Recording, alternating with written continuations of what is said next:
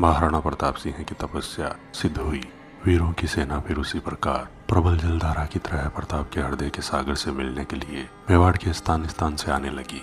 बिना विपक्षियों को किसी प्रकार की खबर हुए एकांत पहाड़ी भूभाग पर प्रताप की विशाल राजपूत सेना एकत्र हो गई। सब सामंत सरदार भी अपने महाराणा की सहायता के लिए आने लगे। इस बार शोरगुल कुछ न था। प्रतिज्ञा की गंभीरता, दृढ़ता और मौन ही सेना में एक छोर से दूसरे छोर पर दिखलाई दे रहा था। कहीं किसी प्रकार की ध्वनि सुनाई नहीं पड़ती थी, कहीं कोई युद्ध का वाद्य न बज रहा था, किंतु फिर भी इस गंभीरता में अपराजित वीरता विराजमान थी। यह शांति आने वाले तूफान से पहले की शांति थी। महाराणा प्रताप सिंह ने एक बार अपने सुसज्जित वीर राजपूतों को देखा। तपस्वी महाराणा के लिए अब शब्दों द्वारा सैन्य को उत्तेजित करने की आवश्यकता न थी। उनकी मौन साधना से मेवाड़ के प्रत्येक घर में यथेष्ट उत्तेजना भर गई थी। उन्हें अपनी ओर ताकते देखकर सेना सचेष्ट हो गई, मानो इशारा करने की आज्ञा चाहती है। हल्दी घाटी के महायुद्ध को 7 साल बीत चुके थे। चित्तौड़गढ़, कुंभलगढ़, गोगुंदा और उदयपुर मुगलों का अधिकार था तथा महाराणा प्रताप पहाड़ी गांवों में रहते थे। अकबर अपनी समस्त शक्ति मेवाड़ के विरुद्ध झोंककर पूरी तरह निराश हो गया था। महाराणा प्रताप सिंह ने कुंभलगढ़ पर अधिकार करने की योजना बनाई। सबसे पहले उन्होंने दिवेर थाने पर आक्रमण किया, जहां अकबर की ओर से सुल्तान का नामक थानेदार नियुक्त था।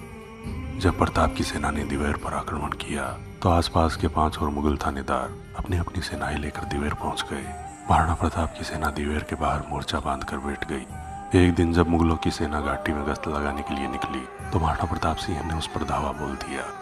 प्रताप के वीर सैनिक सोलंकी परिहार ने सुल्तान खां के हाथी के पांव काट दिए। प्रताप ने अपने भाले से हाथी के कुंभ स्थल को फोड़ दिया। इसके बाद अमर सिंह ने सुल्तान खां की छाती में अपना भाला दे मारा।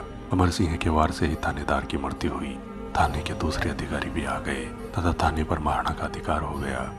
इसके बाद वहां पहुंचे आसपास के 14 मुगल थानेदार भी महाराणा प्रताप सिंह का सामना करने का साहस नहीं जुटा पाए।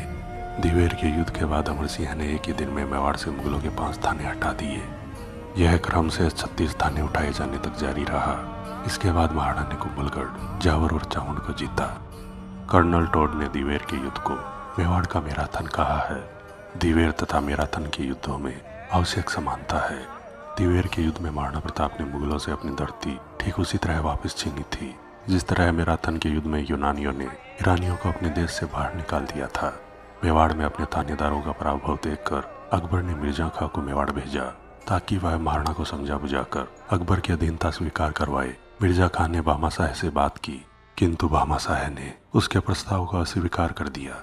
इसके बाद महाराणा प्रताप सिंह ने अपने ही कुल के उन 2 राजाओं को दंडित करने का निर्णय लिया जिन्होंने अकबर की अधीनता स्वीकार कर ली थी।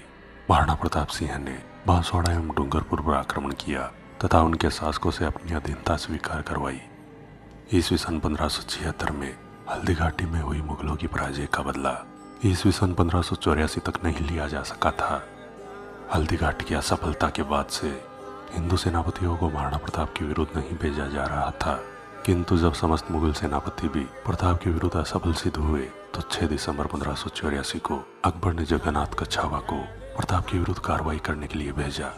मिर्जा जफर बेग को बख्शी बनाकर उसके साथ किया गया। जगन्नाथ कछावा 2 वर्षों तक पहाड़ों में भटकता रहा, किंतु महाराणा का बाल भी बांका न कर सका। ईस्वी सन 1586 में वह चुपचाप कश्मीर चला गया।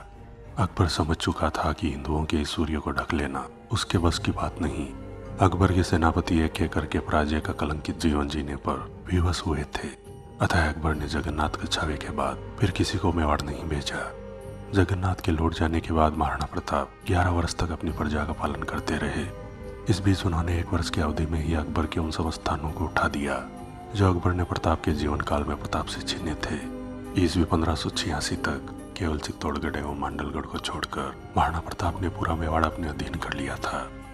मुगलों का गर्व धूल में मिलाने के बाद महाराणा प्रताप सिंह ने कछवाहों को दंडित करने का संकल्प लिया। महाराणा प्रताप सिंह ने आमेर राज्य पर आक्रमण करके कछवाहों के धनाढ्य नगर मालपुरा को लूटकर नष्ट भ्रष्ट कर दिया। प्रबल प्रतापी कछवाहे जो अकबर के अधीन थे और जिन कछवाहों का डंका पूरे भारत पर बजता था, महाराणा प्रताप के विरुद्ध कुछ न कर सके। दोस्तों, वीर शिरोमणि महाराणा प्रताप सीरीज का यह 15वां भाग आपको कैसा लगा? कृपया लाइक एवं कमेंट जरूर करें। मैं विजय राठौड़ जल्द लौटूंगा इतिहास से जुड़े रोचक एवं रोमांचक वीडियोस लेकर। जुड़े रहे हमारे चैनल स्ट्रेंज फैक्ट्स इंडिया के साथ। धन्यवाद।